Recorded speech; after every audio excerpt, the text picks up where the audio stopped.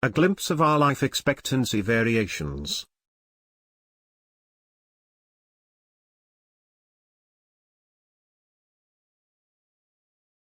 In 1900, a baby born in the industrial world could be expected to live to about 45 to 50 years of age. 1 in 3 children died before his or her first birthday. Almost all of childhood deaths were due to infectious diseases, which are nowadays preventable illnesses such as pneumonia, dysentery, cholera, smallpox, typhoid fever, pertussis, and measles. In fact, the death rate, the number of deaths per 1,000 people per year, in a cosmopolitan city such as Paris or London in 1800 was twice as high as it is today.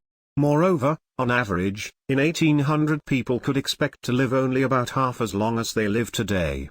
To be precise, some people back then lived to a ripe old age, but many babies died in infancy, children died during childhood, and young mothers died in giving birth.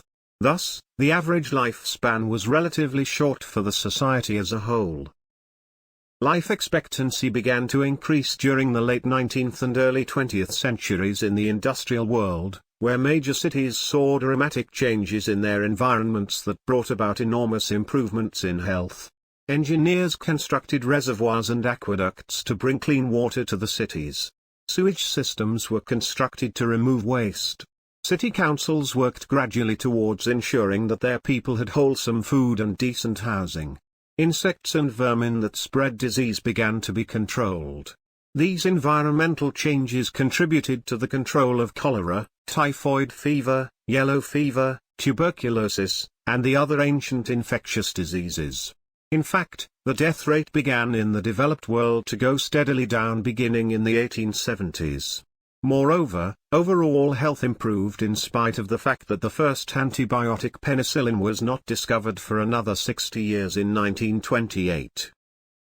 Other main factors that have continued to drive down rates of disease and death among children in more recent decades in the developed world include vaccines and antibiotics, improved nutrition, the prevention of premature birth and low birth weight, and all of the high-tech improvements in the care of sick children that are the consequence of advances in modern medicine.